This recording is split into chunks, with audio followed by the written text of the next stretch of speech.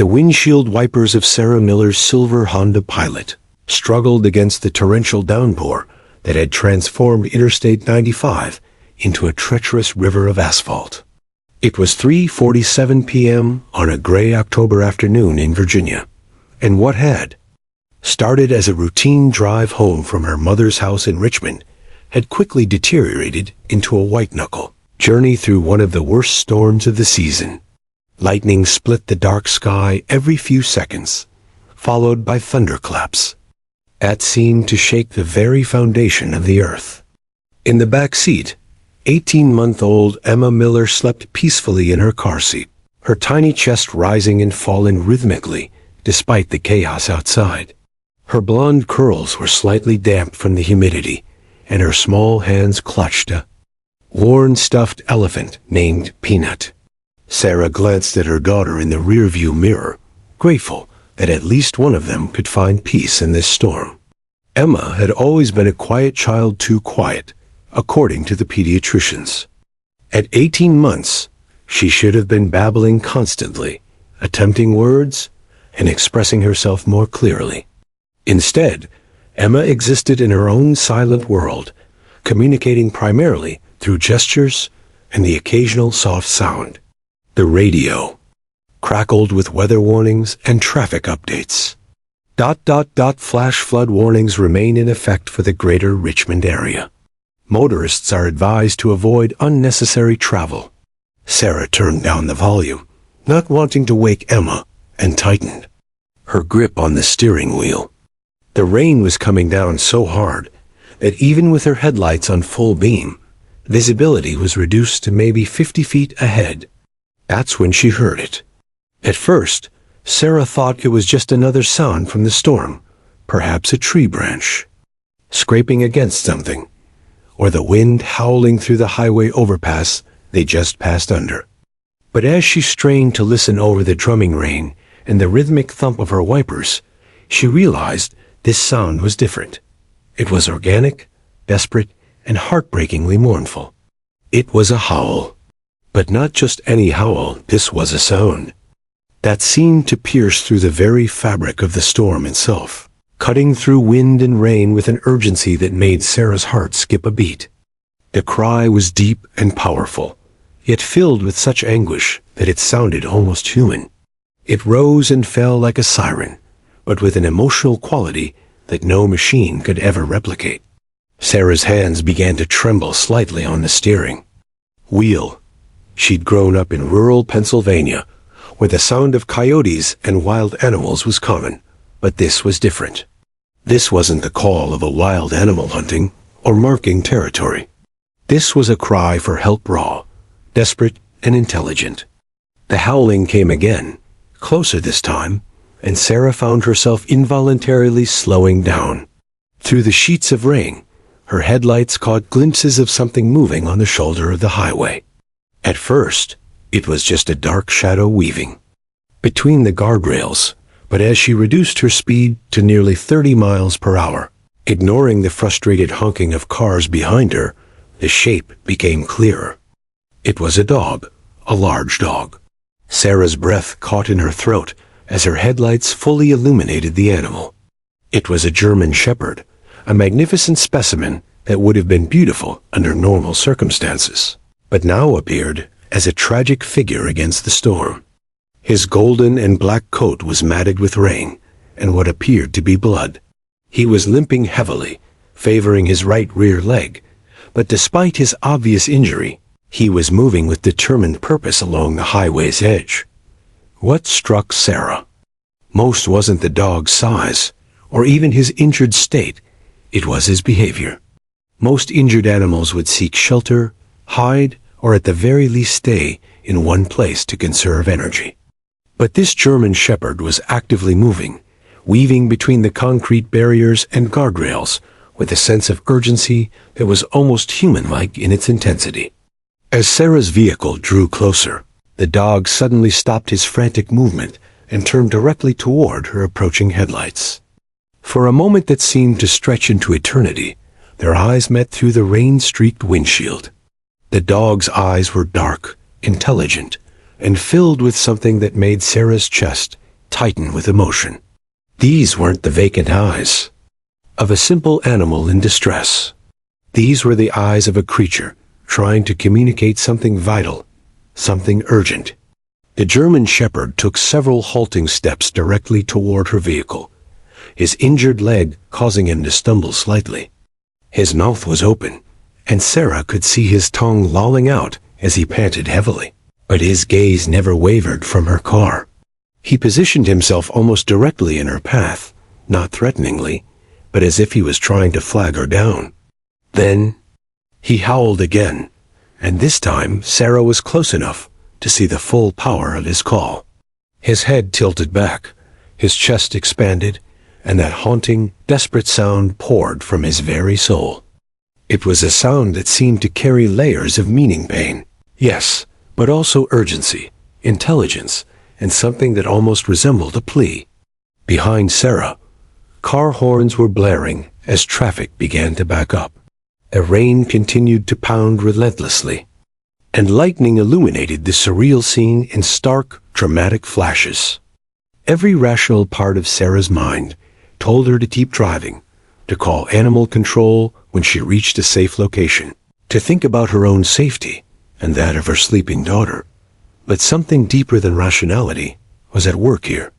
As she looked into those intelligent, desperate eyes of the German shepherd, Sarah felt an overwhelming compulsion to stop. The dog's behavior was too purposeful, too directed to be random. He wasn't just injured and lost. He was trying to tell her something, trying to lead her somewhere. The German shepherd took another step toward her vehicle, his powerful frame trembling from exhaustion, pain, and the cold rain. His tail, despite everything, gave a barely perceptible wag, as if he recognized that she was actually considering stopping. Sarah's heart pounded as she made a decision that would change everything.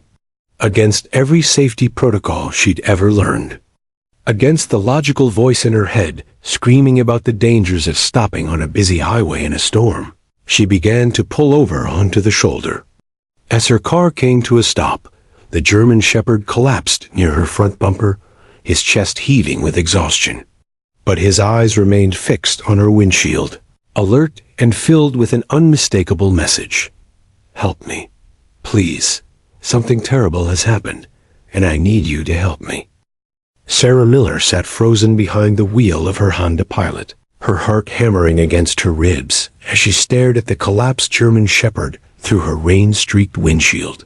The massive dog lay just feet from her front bumper, his golden coat dark with rain and streaked with what she now clearly recognized as blood. His powerful chest rose and fell rapidly, steam rising from his wet fur in the cold October air. Despite his obvious exhaustion, his dark eyes remained locked on her car with an intensity that sent chills down her spine. The storm continued to rage around them, turning the world into a symphony of chaos thunder rolling across the Virginia landscape. Rain drumming against the roof of her vehicle like thousands of tiny hammers, and the whoosh of passing traffic creating a dangerous backdrop to this surreal encounter. Sarah's hands trembled as she reached for her phone, her mind racing between calling 911, animal control, or simply driving away from this increasingly dangerous situation. That's when she heard something that made her freeze completely. From the back seat came a sound Sarah had been praying to hear for months, her daughter's voice, clear and unmistakable, cutting through the storm like a bell. Help, doggy. Sarah's head whipped around so fast she nearly gave herself whiplash. Emma was no longer sleeping. Instead, the 18-month-old was sitting upright in her car seat, her small hands pressed against the window, her blue eyes wide and focused on the injured German shepherd outside. Her blonde curls were disheveled from sleep, but her expression was more alert and purposeful than Sarah had ever seen it. Help, doggy. Help, doggy.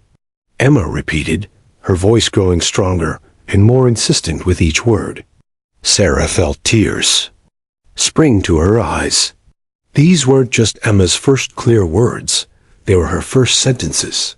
For over 6 months, Sarah had endured endless pediatric appointments, speech therapy consultations, and worried conversations with her husband David about their daughter's delayed development.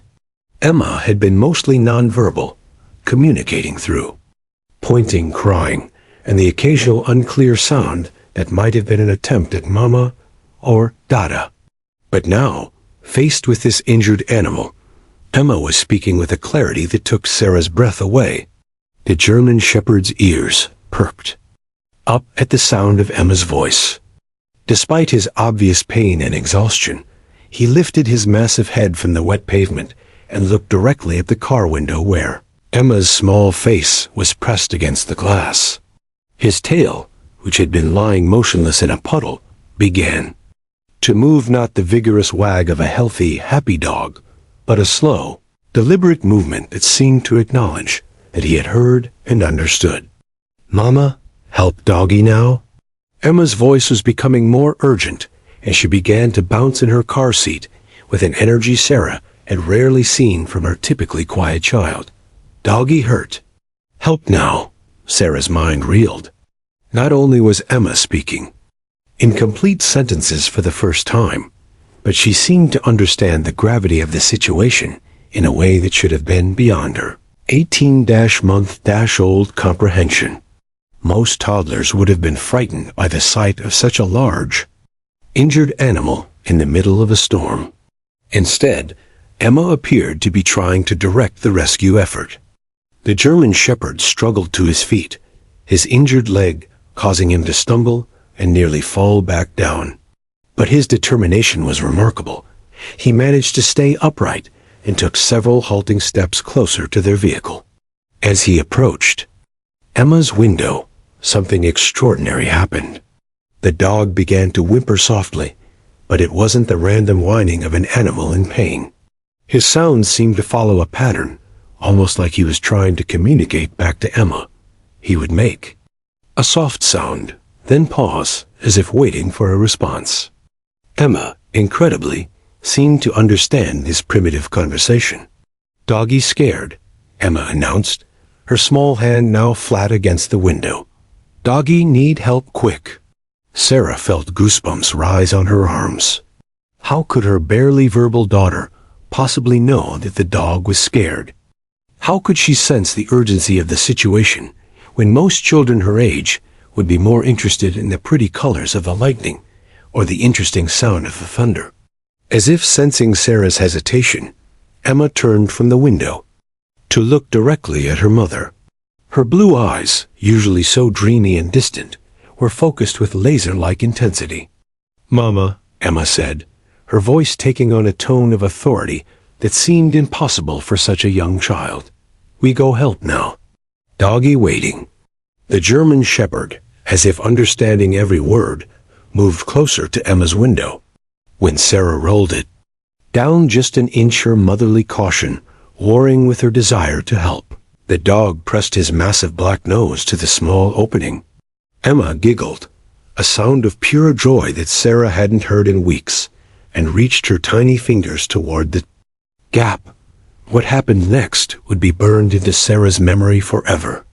The moment Emma's small fingers made contact with the dog's wet nose, both child and animal became perfectly still.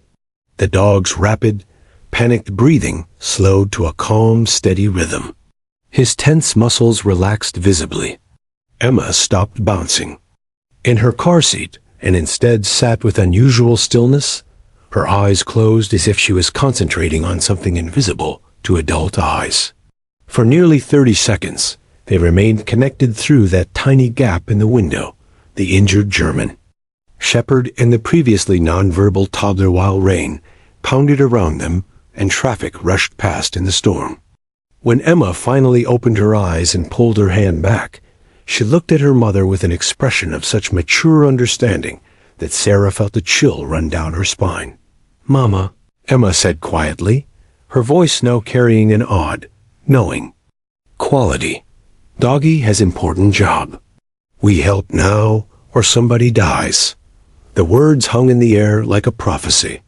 Sarah stared at her daughter, trying to process what she had just heard. Emma had never used words like important or dies before. She had never demonstrated this level of understanding about life and death situations. Yet here she was, speaking like a child much older than her 18 months, delivering a message that seemed to come from somewhere beyond her young mind. The German shepherd, meanwhile, had begun moving again, but now his movements were different.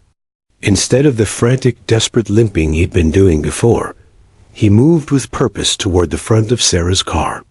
He looked back at them once, his intelligent eyes seeming to say, "Follow me," then began limping determinedly toward the guardrail, where Sarah noticed for the first time a small gap that led into the woods beyond the highway. Emma pressed both hands against her window, watching the dog's every movement. "Go, Mama," she whispered urgently. "Follow Doggy. Someone needs us." Sarah realized that her quiet, developmentally delayed daughter had just given her the most important instruction of their lives. The emergency veterinary clinic on Route 1 was a beacon of fluorescent light against the dark, storm-ravaged evening. Sarah Miller's hands shook as she carried Emma through the automatic doors, while two veterinary technicians carefully transported the injured German shepherd on a stretcher behind them. The 40-minute drive through the worsening storm had been harrowing, with Emma providing a running commentary that continued to astound and unnerve her mother. "Doggy is brave soldier," Emma had announced during the drive, her vocabulary and sentence structure far exceeding anything Sarah had ever heard from her daughter. "He has very important job, big secret job." Now, under the harsh lights of the examination room, the full extent of the German shepherd's injuries became visible. Dr. Elena Martinez, a compact woman with graying hair and gentle hands, worked methodically to assess the dog's condition, while Sarah sat in a plastic chair with Emma on her lap, both of them watching every movement with intense concentration. Severe dehydration, obvious trauma to the right hind leg, and these wounds suggest he's been surviving in the wild for several days, Dr. Martinez murmured, running her hands along the dog's powerful frame. "But what's interesting is his muscle, tone, and overall condition. This isn't a stray or abandoned animal. This dog has been well-trained, well-fed, and well-cared for until very recently." Emma wiggled off Sarah's lap and toddled closer to the examination table. "Doggy has collar," she announced with the confident tone that had become her new normal since their encounter on the highway. "Under the fur. Hidden collar." Dr. Martinez paused in her examination and looked at the small child with surprise. "Honey, I don't see any." "There?" Emma pointed to a spot on the dog's neck where his thick golden fur was particularly matted and dark. "Under there. Secret collar." Sarah felt a familiar chill run down her spine. How could Emma possibly know? There was something hidden under the dog's fur when even the veterinarian hadn't detected it. Dr. Martinez, intrigued by the child's certainty, began carefully parting the matted fur around the dog's neck. Her fingers worked gently, and suddenly she stopped, her eyes widening. "My God," she whispered, "there is something here. Hidden." Beneath layers of mud, blood, and tangled fur was a thick, black collar that had been completely invisible from the surface. As Dr. Martinez carefully cleaned away the debris, lettering began to emerge on the collar's surface. Sarah moved closer, Emma still in her arms, and felt her breath catch as the words became clear. "Search and rescue Titan." But that wasn't all. Attached to the collar was a small, military-grade waterproof pouch that had somehow remained sealed. Despite the dog's ordeal, Dr. Martinez's hands trembled slightly as she opened the container, revealing its contents, a folded piece of paper wrapped in plastic, a GPS device, and what appeared to be a small emergency radio beacon. Sarah's heart pounded as Dr. Martinez unfolded the note. The handwriting was hurried, desperate, but legible. "To whoever finds Titan, my name is James Anderson. I am trapped with my 8-year-old daughter Lily, approximately 2.3 miles northwest of mile marker 47 on I-95. A massive oak tree fell during the storm, and we are pinned in a ravine. Lily is hurt badly, possible head injury, and she's been unconscious for over an hour. I sent Titan to find help because our phones have no signal and I cannot leave my daughter. GPS coordinates: 37.5421 N, 77.460 8W. Please hurry. Time is running out. Titan knows the way back. Trust him. He's the best search and rescue dog in Virginia. Please help us. J. Anderson. The room fell into stunned silence. Dr. Martinez read the note twice, her face growing pale with each word. Sarah felt the world spin around her as the implications sank in. The injured dog they'd rescued wasn't just a stray caught in the storm. He was a highly trained search and rescue animal on an active mission to save human lives. Emma, who had been unusually quiet during the note reading, suddenly spoke up with an urgency that made both adults jump. "The little girl is getting more hurt," she announced, her blue eyes wide and serious. "We have to go right now. The tree is getting heavier and the water is coming up." Sarah stared at her daughter in shock. "Emma, how could you possibly know?" "Titan told me," Emma said simply, as if this were the most natural thing in the world. She toddled over to where the German shepherd lay on the examination table and placed her small hand on his head. Immediately, the dog's eyes opened and focused on her face. "He says his person daddy is very scared, and the little girl is getting cold. Water coming in their hiding place." Dr. Martinez looked between the child and the dog with an expression of complete bewilderment. "Sarah, I've been a veterinarian for 22 years, and I've never seen anything like this. It's almost like your daughter is communicating with him." As if to prove the point, Titan struggled to lift his head and made a series of soft whimpering sounds. Emma listened intently, nodding as if she understood every nuance. "He says the rain is making the water rise where the daddy and little girl are hiding," Ima translated with matter-of-fact certainty. "And the little girl has been sleeping too long. Her head got hurt when the big tree fell down. Titan says if we don't hurry, they might." She paused, seeming to search for words beyond her usual vocabulary. "They might go to sleep forever." The GPS device that had been in Titan's collar began beeping urgently. Dr. Martinez picked it up, and the screen showed a flashing red dot with a timer that read, "Mission time, 4 hours, 23 minutes. "This is a military-grade emergency beacon," Dr. Martinez said, her voice tight with growing alarm. "If this timer is accurate, they've been trapped for over 4 hours. In these weather conditions, with a head injury?" She didn't finish the sentence, but the implication hung heavy in the air. Titan struggled to stand on the examination table, his injured leg clearly causing him enormous pain, but his determination was unwavering. He looked directly at Sarah and let out a single commanding bark. Emma clapped her hands together. "He says we have to go now. He can take us there even with his hurt leg, but we have to hurry before the water gets too deep." Sarah felt the weight of an impossible decision crushing down on her. Take her 18-month-old daughter into a dangerous storm to search for trapped strangers based on the directions of an injured dog and the inexplicable translations of a toddler? Every rational part of her mind screamed that this was insane. But as she looked into Titan's intelligent, desperate eyes and saw the urgency in Emma's impossibly mature expression, Sarah realized that rational thinking had been abandoned the moment she decided to stop on that highway. Dr. Martinez grabbed Sarah's arm. "If what your daughter is saying is true, we may be the only chance that family has. The storm has knocked out most communication in this area, and emergency services are completely overwhelmed." "But Sarah," she looked directly into her eyes, "taking a baby into this situation Dot, dot, dot. Mama, Emma interrupted, her voice carrying an authority that seemed to come from somewhere far beyond her 18 months of life. The doggy says there's no time for scared thinking.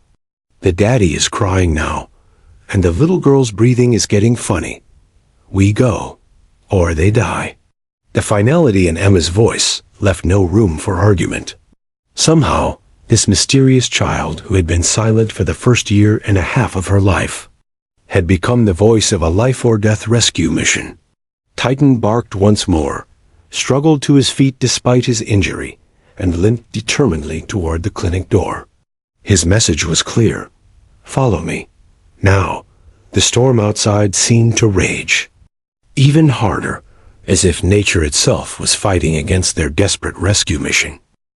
The rain had transformed from a storm into something approaching biblical proportions as Sarah Miller's Honda Pilot carved through the darkness toward the GPS coordinates hidden in Titan's collar. Dr. Martinez had insisted on joining the rescue mission, bringing emergency medical supplies and a waterproof radio that crackled intermittently with static-filled emergency broadcasts. In the back seat, Emma sat unusually still in her car seat, one small hand pressed against the window while she maintained what appeared to be an ongoing conversation with Titan, who lay across the rear cargo area despite his injuries. Turn left. At the big broken tree, Emma announced suddenly, her voice cutting through the tension that filled the vehicle. Titan says the road is flooded, but we can still get through if we go slow. Sarah gripped the steering wheel tighter, her knuckles white against the black leather. The GPS showed they were still half a mile from the coordinates, but Emma's directions had been uncannily accurate for the past 20 minutes. Every turn, every landmark, every potential hazard somehow her 18-month-old daughter was navigating them through terrain she'd never seen before, following instructions from a dog who could barely lift his head. Dr. Martinez leaned forward from the passenger seat, peering through the windshield. Sarah, I can barely see 10 feet ahead. How can Emma possibly know where we're going? Before Sarah could respond, Emma spoke again, her voice carrying that strange, mature tone that had become her new normal. Titan says his daddy is calling for help really loud now. The little girl made a scary sound and then got very quiet. The water is up to their feet, and it's getting deeper. A chill ran down Sarah's spine that had nothing to do with the cold rain. Emma, what kind of scary sound? Emma was quiet for a moment, her small face scrunched in concentration, as if she was listening to something only she could hear. When she spoke again, her voice was barely above a whisper, like when someone can't breathe good. Titan is very worried about the little girl. He says her skin is getting the wrong color. Dr. Martinez grabbed the emergency radio, trying once again to reach local rescue services. Nothing but static answered her calls. The storm had effectively cut them off from the outside world, making them the only hope for the trapped Anderson family. There! Emma suddenly shouted, pointing excitedly toward a break in the trees that was barely visible through the rain. Turn there, Mama. Titan says that's the place? Sarah could see nothing but darkness and trees, but she'd learned to trust her daughter's impossible guidance. She turned onto what appeared to be little more than a deer trail, her vehicle's headlights illuminating a narrow path that wound through dense Virginia forest. Branches scraped against the windows as they pushed deeper into the woods, the sound mixing with the constant drumming of rain and the occasional rumble of thunder. Titan suddenly lifted his head and let out a sharp bark, his tail wagging weakly despite his obvious pain. Emma clapped her hands together. He says we're very close. Now, his daddy can hear our car. And then, cutting through the storm like a knife, they heard it, a human voice, desperate and raw, calling out over the wind and rain. Help! Someone help us! My daughter needs help. Sarah's heart jumped into her throat as she pressed harder. On the accelerator, navigating the treacherous path as quickly as she dared. The voice was coming from somewhere ahead and to the right, beyond a small rise in the forest floor. Dr. Martinez was already unbuckling her seatbelt and gathering the medical supplies she'd brought. "Sarah, when we stop, I need you to stay with Emma while I assess the situation. We don't know how unstable that fallen tree might be." "No," Emma said firmly from the back seat, her voice carrying an authority that made both adults turn to look at her. "I have to come too. Titan says the little girl will only wake up if I touch her, like with Titan on the road." Before either adult could respond, their headlights illuminated the disaster site, and Sarah slammed on the brakes. 50 feet ahead of them, a massive oak tree, easily 4 feet in diameter, lay across what had once been a hiking trail. The tree had fallen at an angle, creating a triangular space underneath, where it rested against a large boulder. But what made Sarah's blood run cold was the water.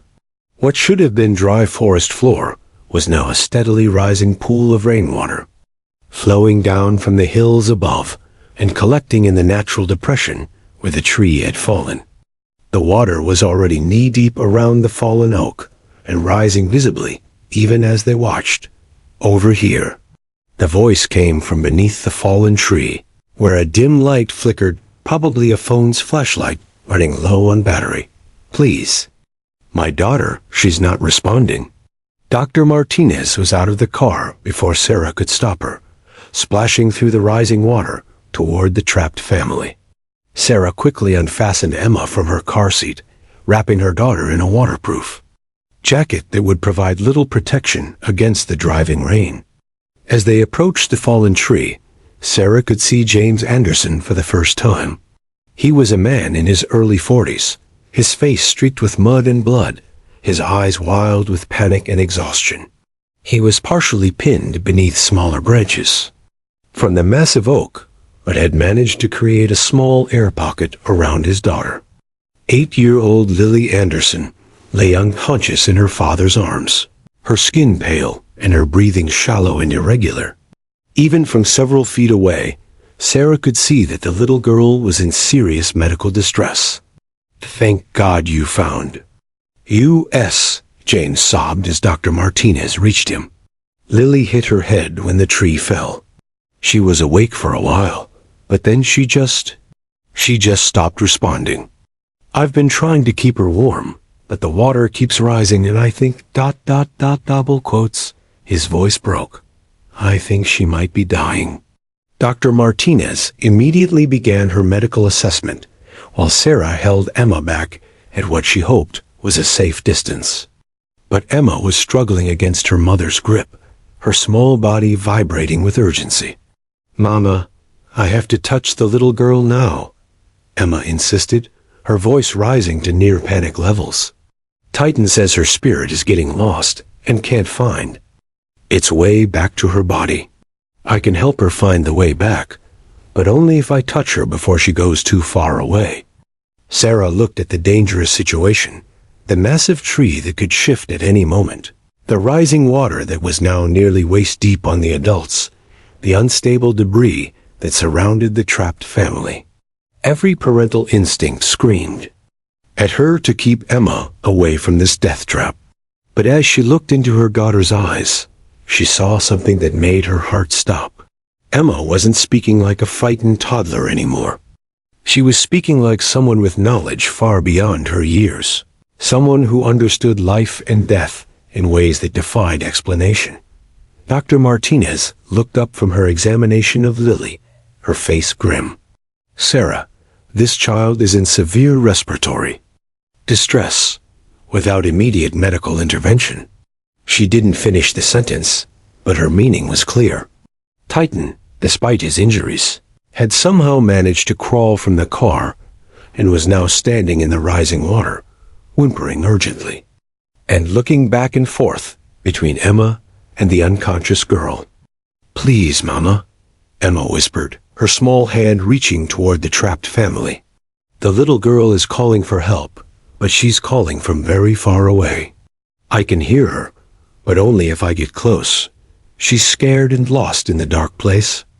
James Anderson, who had been listening to this impossible conversation between a toddler and the adults, looked directly at Sarah with the desperate eyes of a father watching his child slip away. "Please," he whispered, "if there's any chance, anything at all, please let her try."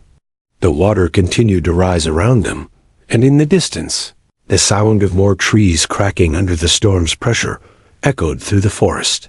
Time was running out, and conventional rescue seemed impossible.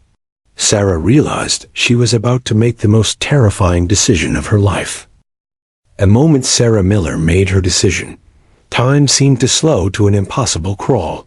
Against every maternal instinct screaming in her mind, she lifted 18-month-old Emma and began wading through the knee-deep, ice-cold floodwater toward the massive fallen oak tree where the Anderson family lay trapped. The current was stronger than she'd expected, tugging at her legs with each step, and the water continued to rise with terrifying speed. "Hold on tight to Mama," Sarah whispered. To Emma, her voice barely audible over the roaring storm. But Emma seemed completely unafraid. Instead, her small body was tense with purpose, her blue eyes fixed intently on the unconscious form of 8-year-old Lily Anderson beneath the fallen tree. Dr. Martinez looked up from her frantic medical assessment as Sarah approached, her face a mask of professional concern mixed with deep worry. "Sarah, Lily's pupils are unresponsive, and her breathing is becoming more irregular. We're looking at severe brain trauma, possible internal bleeding. Without immediate hospital intervention." She paused, her eyes conveying what her words couldn't finish. James Anderson's face was streaked with tears and rainwater as he held his daughter's limp form against his chest. His voice cracked as he spoke. "She was laughing just this morning.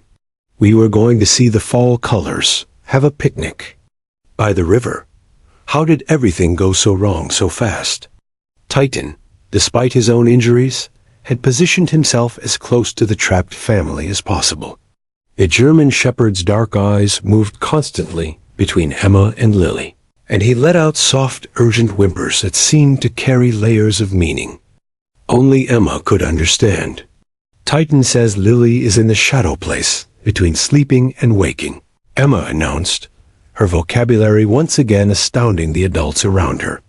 "She can hear us, but she can't find her way back to her body.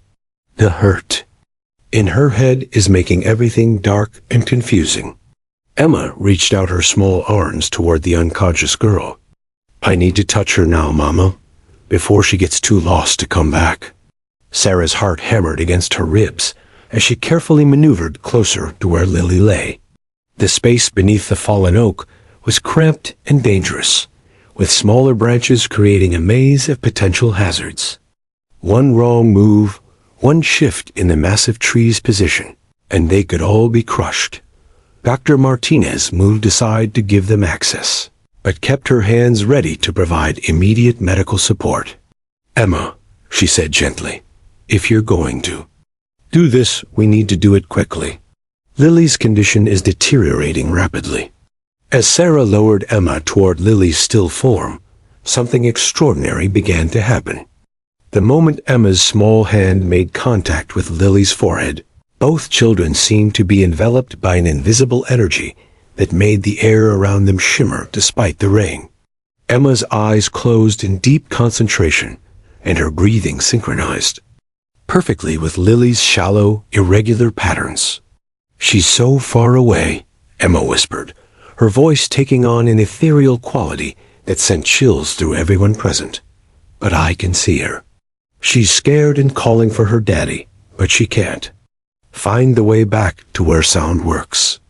James Anderson leaned forward, his voice breaking with desperate hope. "Tell her daddy's here. Tell her I love her and I need her to come back to me." Emma's small hand remained pressed against Lily's forehead, and her expression grew more intense. "I'm telling her, but the dark place is very big and she's very small. Titan, help me show her the way." The German shepherd, understanding in ways that defied explanation, crawled closer despite his injured leg. He placed his massive head next to both girls and began making soft, rhythmic sounds, not quite whimpering, not quite humming, but something that seemed to resonate with frequencies beyond human hearing. For 30 seconds that felt like 30 hours, the three beings Emma, Lily, and Titan remained connected in this impossible communion while rain poured down around them and floodwater continued to rise. Dr. Martinez monitored Lily's vital signs, her face growing increasingly amazed as she watched the girl's erratic breathing begin to stabilize. Her pulse is getting stronger, Dr. Martinez whispered in disbelief. Her respiratory pattern is normalizing. This is medically impossible. Suddenly, Emma's eyes flew open, and she looked directly at Lily's father with an expression of pure joy mixed with exhaustion. She found the way back. She's coming now. As if responding to some cosmic cue, Lily Anderson's eyelids fluttered. Her breathing, which had been shallow and irregular for hours, deepened and steadied. A soft pink color began to return to her pale cheeks, and her previously limp fingers twitched against her father's chest. "Lily?" James Anderson's voice was barely a whisper, afraid to hope too much. "Baby, can you hear me?" Lily's eyes opened slowly, unfocused at first, but gradually clearing. When they finally focused on her father's face, she smiled weakly and whispered in a voice like silk, "Daddy, why are you crying? And who's the angel?" She was looking directly at Emma, who was now slumped against Sarah's chest, clearly exhausted. Whatever had just occurred. But Emma managed to lift her head and give Lily a tiny wave. "Hi, sleeping girl," Emma said in her newfound clear speech. "I'm Emma. Titan and me came to bring you back from the dark place." Lily's gaze shifted to the German shepherd, and her smile grew wider despite her obvious weakness. "You brought help, didn't you, brave dog? Just like in the stories Daddy reads." Dr. Martinez was staring at her medical instruments in complete bewilderment. "James, I need to check Lily again, but her vital signs are—" She paused, shaking her head in amazement. "They're normal. Not just stable, completely normal. I've never seen anything like this in 22 years of medicine." As Dr. Martinez conducted her examination, Lily remained awake and alert, asking questions about the storm and expressing concern for Titan's injured leg. The child, who had been unconscious and unresponsive just minutes earlier, was now sitting up on her own, though her father kept his protective arms around her. "How do you feel, sweetheart?" James asked, still unable to believe what he was witnessing. "A little tired," Lily admitted, "but my head doesn't hurt anymore. It was hurting really bad before, like someone was hammering inside my brain. But when the angel girl touched me, it was like someone turned on lights in a dark room." Emma, despite her exhaustion, managed to giggle at being called an angel. "I'm not an angel. I'm just Emma. But Titan is definitely a hero dog." As if understanding the compliment, Titan's tail wagged weakly, and he managed to lift his head high enough to lick Lily's hand.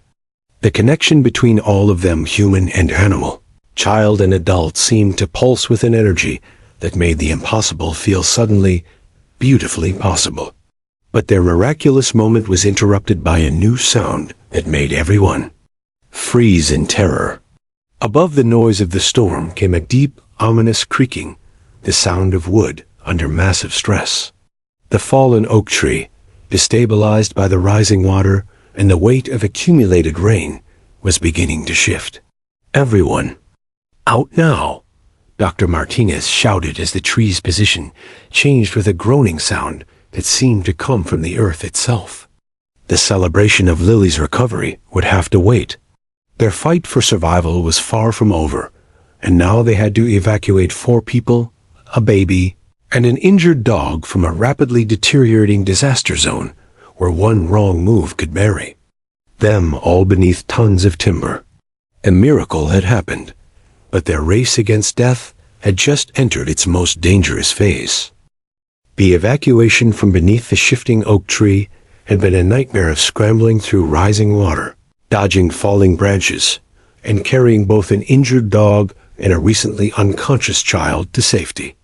Now, 3 hours later, the unlikely. Group sat in the emergency room of Richmond General Hospital, where the impossible events of the night were beginning to unravel into an even more extraordinary story.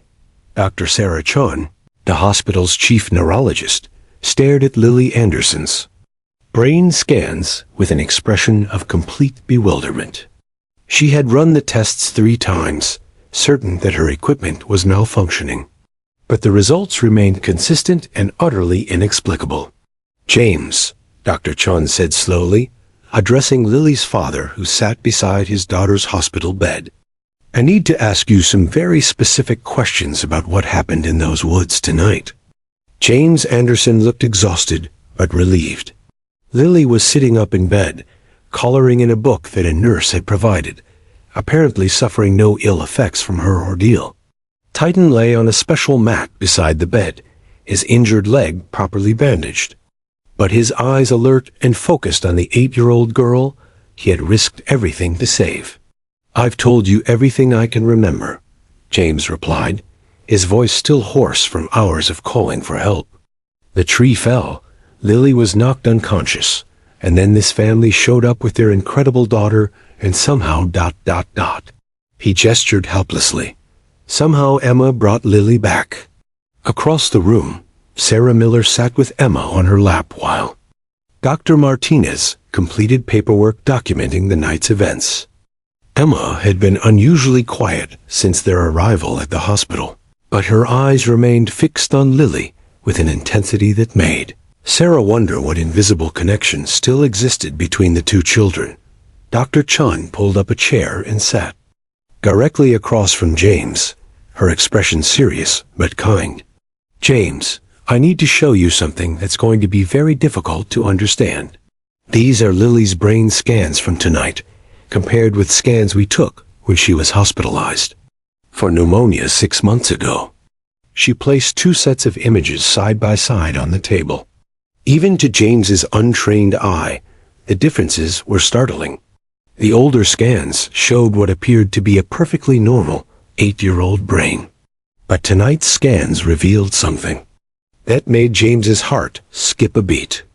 The scans from tonight show evidence of severe traumatic brain injury, Dr. Chun explained carefully.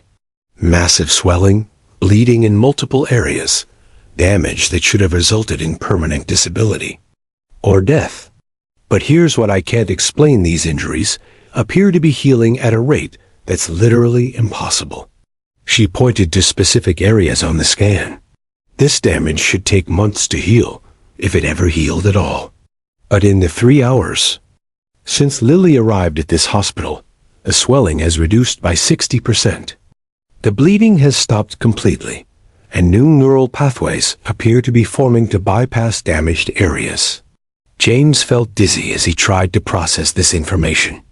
"Are you saying that Lily should be dead, or at least severely brain damaged?"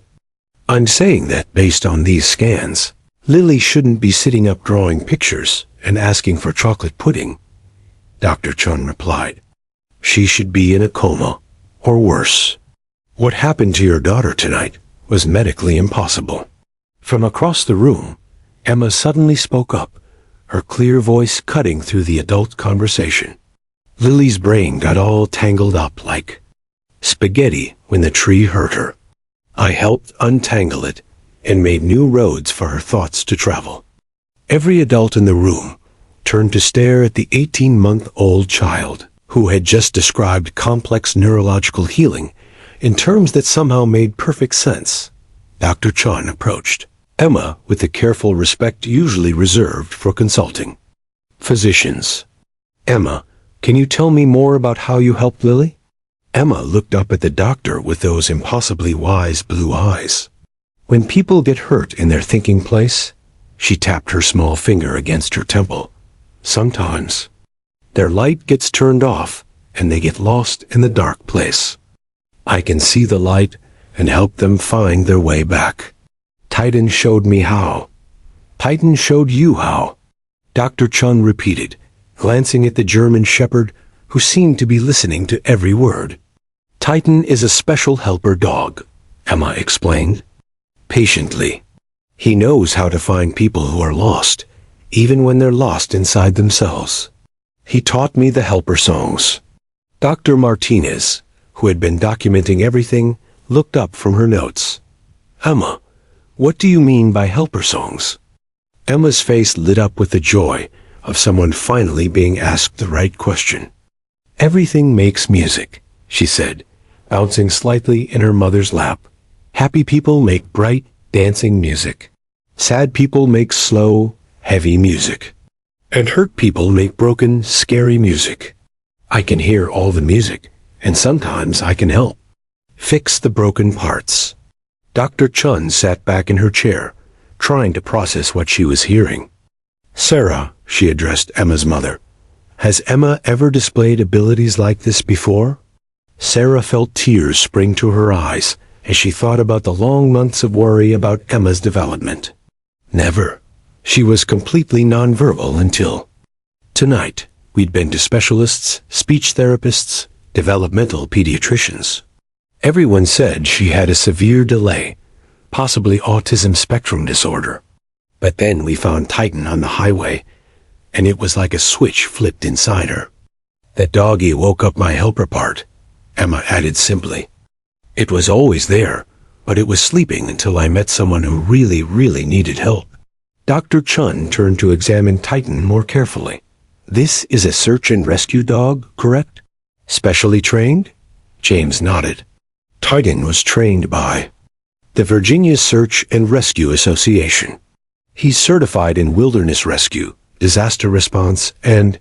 He paused, remembering something significant. Therapeutic assistance for trauma victims.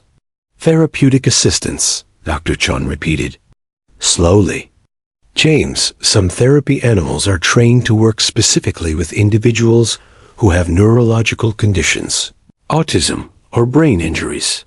They're taught to recognize distress signals and provide calming influences that can actually trigger healing responses in the human brain. Emma clapped her hands excitedly. Yes, Titan knows the healing songs. He taught them to me when we first met, and then he helped me teach them to Lily. Lily looked up from her coloring book, her face bright and alert. I remember being in a really dark, scary place where I couldn't find my daddy. But then I heard the most beautiful singing, and there was a light that looked like Emma. She took my hand and led me back to where I could hear Daddy's voice again. Dr. Chun was writing furiously in her notes. What we're describing here sounds like a documented but extremely rare phenomenon called interspecies therapeutic resonance. There have been perhaps a dozen cases reported in medical literature worldwide. It occurs when a human with specific neurological wiring encounters a therapy animal trained in trauma response. The combination can trigger accelerated healing responses that we don't fully understand. She looked directly at Emma, who was now sitting quietly in her mother's lap, looking like any normal toddler except for her extraordinarily attentive expression. Emma, Dr. Chun said gently, do you think you could help other hurt children? The way you helped Lily? Emma considered this question with the seriousness of someone much older than her 18 months. Only if they really need it, and only if Titan is there to help me sing the right songs. And, she added with the wisdom that had characterized all her speech since their highway encounter. Only if their mommies and daddies say it's okay. Dr. Chun exchanged meaningful glances with Dr. Martinez and Sarah.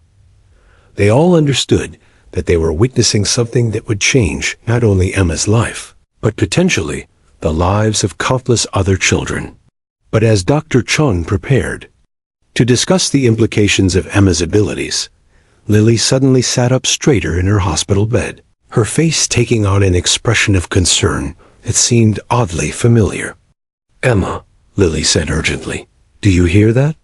Someone else is calling for help. Someone really far away, but they're very scared.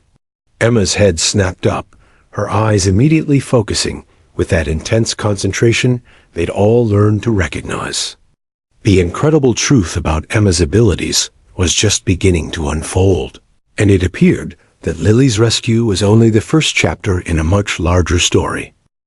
The moment Lily Anderson announced that someone far away was calling for help, the atmosphere in Richmond General Hospital's emergency room shifted from wonder to urgent concern.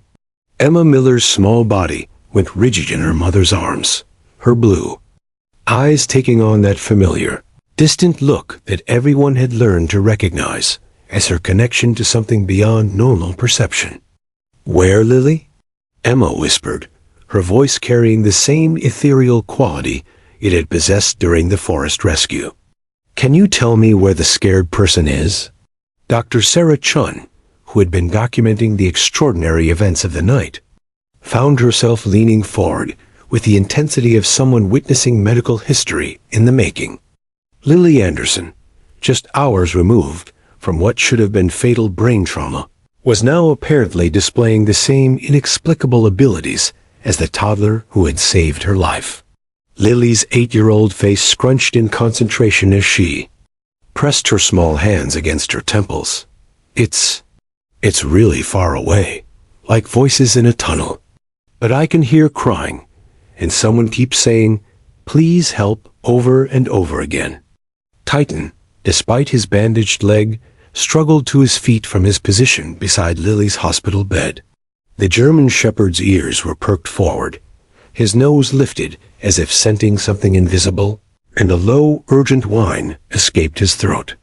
His dark eyes moved back and forth between Emma and Lily with an intensity that made every adult in the room realize that whatever the children were experiencing, Titan was experiencing it too. Sarah Miller felt her heart sink as she recognized the signs. After tonight's miraculous rescue, she had hoped they could return to some semblance of normal life. But watching her daughter's transformation, seeing the profound connection that had formed between Emma, Lily, and Titan, she realized that normal was no longer an option for any of them. "Emma," Sarah said gently, "you're just a baby. You don't have to help everyone who needs help." Emma looked at her mother with eyes that seemed to carry the weight of ancient wisdom. "But Mama, when you can hear the scared music, you can't just pretend it's not there. It gets louder and louder until you help make it better." Dr. Chun was frantically consulting a tablet, cross-referencing missing persons reports and emergency calls from across the region. "Girls, can you tell me anything else about what you're hearing? Any details that might help us understand who needs help?"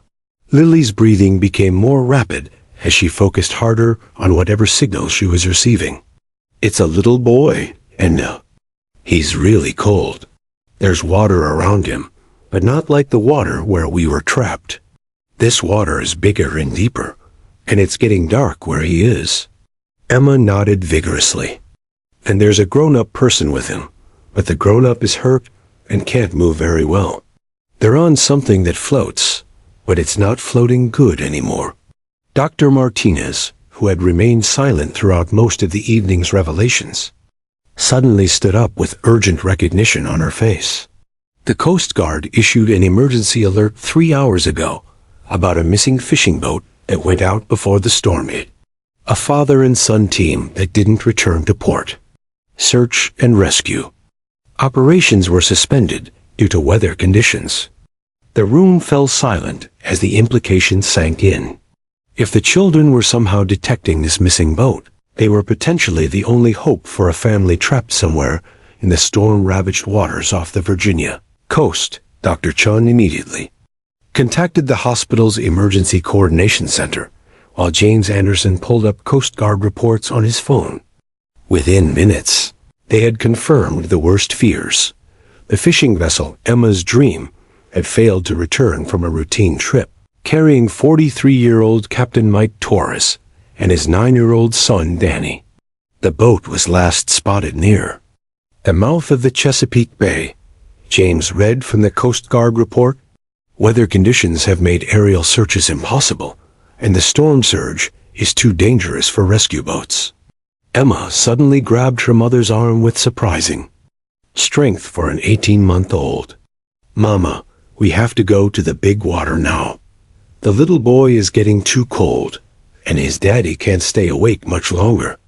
Their floating thing is breaking apart. Titan barked once, sharp and commanding, and limped determinedly toward the hospital. Room door. His message was unmistakable. It was time for another rescue mission. Dr. Chun looked torn between medical responsibility and the undeniable evidence that these children possessed abilities that could save lives. Sarah, what we're talking about is incredibly dangerous. Taking children into storm conditions on the water, following nothing but whatever this connection is that they're experiencing. But what if they're right? Lily's father, James Anderson, interjected, his voice carrying the conviction of someone who had already witnessed the impossible. What if Emma and Lily really can locate this missing boat when all our technology has failed? Dr. Martinez was already gathering emergency medical supplies. I'm going with them, she announced. If we find this boat, and if there are injured people aboard, they're going to need immediate medical attention. As if responding to the adults' discussion, Emma and Lily began speaking in unison, their voices creating an eerie harmony that made everyone in the room stop and listen. The little boy says his name is Danny, and he's not scared anymore because he can hear our voices.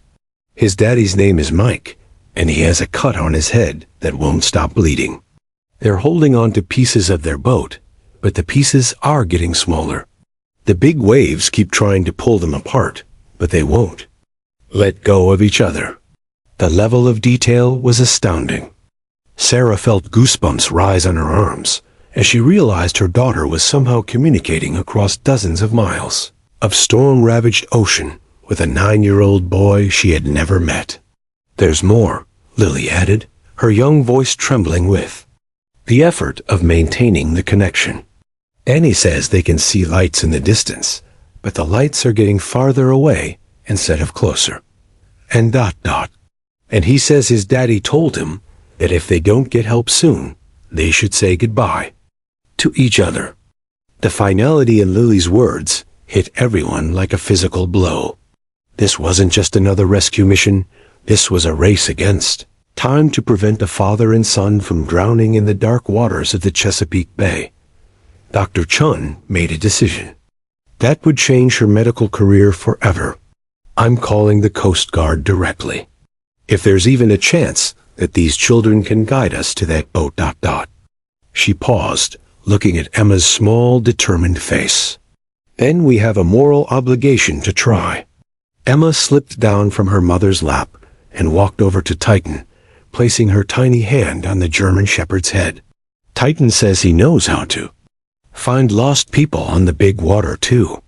But he says this rescue is going to be the most dangerous one yet, and everyone has to be very brave.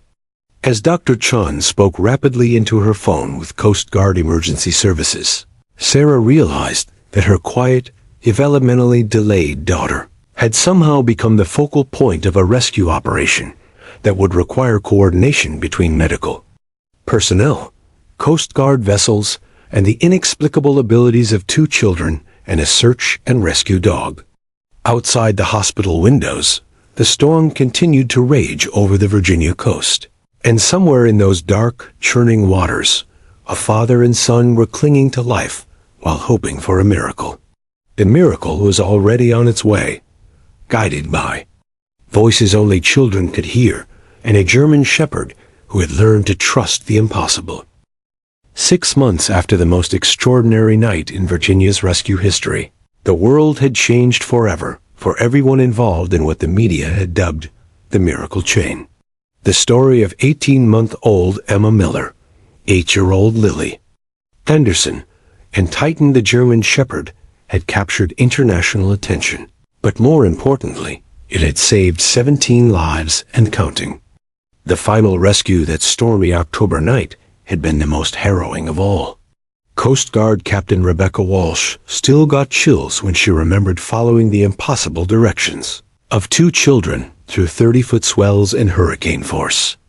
winds to locate the Torres family, clinging to debris in the pitch-black waters of the Chesapeake Bay. Mike Torres had been unconscious from blood loss when they found him, while 9-year-old Danny Torres was minutes away from hypothermia-induced cardiac arrest. But as the Coast Guard medics worked frantically to stabilize the father and son, something remarkable had happened. Emma Miller, despite being aboard a Coast Guard cutter in conditions that terrified seasoned sailors, had crawled over to where Danny lay wrapped in emergency blankets. The moment her small hand touched his ice-cold forehead, Danny's eyes had opened with startling clarity. "Are you the angel voice I heard in my head?" Danny had whispered through blue lips. "You told me to keep holding Daddy's hand, no matter what." Emma had simply nodded and replied, "Titan and me told you that. We promised we would find you." Now, as spring sunshine streamed through the windows of the new Emma Miller Foundation for Exceptional Children, Sarah Miller watched her daughter work with Dr. Chun and a team of pediatric neurologists who had traveled from around the world to study and document Emma's extraordinary abilities. At 2 years old, Emma spoke with the vocabulary of a school-age child and demonstrated consistent success in Ying, what researchers were calling therapeutic neurological resonance. The foundation, funded by donations that poured in after their story, went viral, occupied a beautiful converted mansion in Richmond, where children with various developmental challenges came to work with Emma, Lily, and an expanding team of specially trained therapy animals led by Titan. "Emma," Dr. Chun said gently as she observed the toddler working with a 6-year-old boy named Marcus, who had been nonverbal since a car accident. "Can you tell us what you're hearing from Marcus today?" Emma sat cross-legged on a colorful play mat, her small hand resting on Marcus's arm while Titan lay beside them both. Her blue eyes held the same profound concentration that had become her trademark during these sessions. "Marcus's word songs are all tangled up like Christmas lights in a box," Emma explained with the patient tone of someone much older. "But underneath the tangles, I can hear him singing Mama and Hungry and Scared." The car hurt his head and made the word roads all bumpy, but Titan and me can help smooth them out. Dr. Chun made careful notes while recording the session. In the 6 months since Emma's abilities had been discovered, she and her team had documented successful interventions with children suffering from autism, traumatic brain injuries, selective mutism, and various developmental delays. The success rate was unprecedented in pediatric neurology, though the mechanisms remained largely mysterious. From across the room, Lily Anderson worked with another therapy dog named Hope, a golden retriever specially trained by the same facility that had produced Titan. At 8 years old, Lily had become Emma's primary partner in what they called helper work. Her own abilities, awakened by her near-death experience and subsequent healing, complemented Emma's in remarkable ways. "Emma hears the broken music," Lily often explained to visiting researchers, "but I can see the pictures that go with the music. When a child is hurt inside their thinking, I can see exactly where the hurt is hiding, and Emma can sing the special songs that help fix it."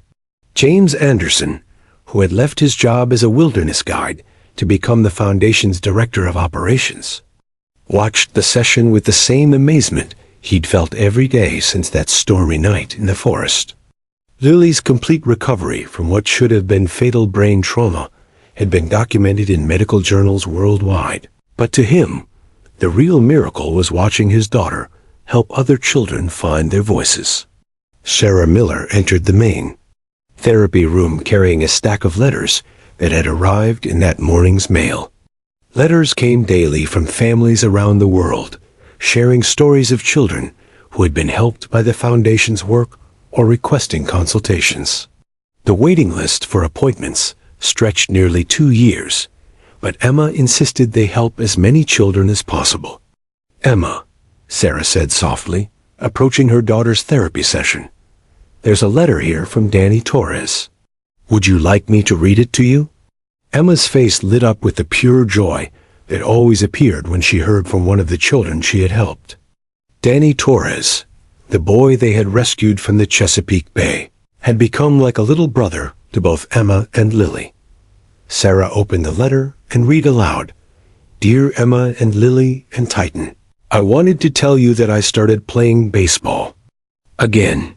The doctor said my hands and arms got so cold that night on the water that I might never be able to grip a bat right again. But after you held my hands at the hospital and sang your helper songs, everything got better. I hit 3 home runs this season. My dad says you saved our lives twice, once in the water and once in my dreams when I was too scared to sleep. Thank you for being the best guardian angels ever. Love, Danny Torres. P.S.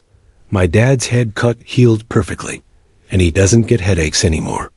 Emma clapped her hands together with delight. "Titan, did you hear that? Danny's baseball. Hands work perfect now." Titan's tail wagged vigorously, and he let out a soft woof that everyone in the room had learned to interpret as his happy sound. Dr. Chun looked up from her notes with an expression of continuing wonder. "Sarah, I need to ask Emma something important." She turned to the 2-year-old who had revolutionized everything they thought they knew about healing and human potential. "Emma, do you understand how special your gift is? How many people you've helped?"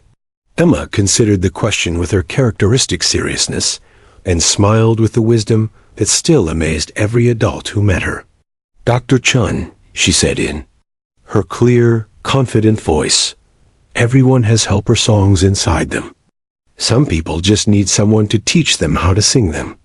Titan taught me, I taught Lily, and now we teach other people. The songs were always there.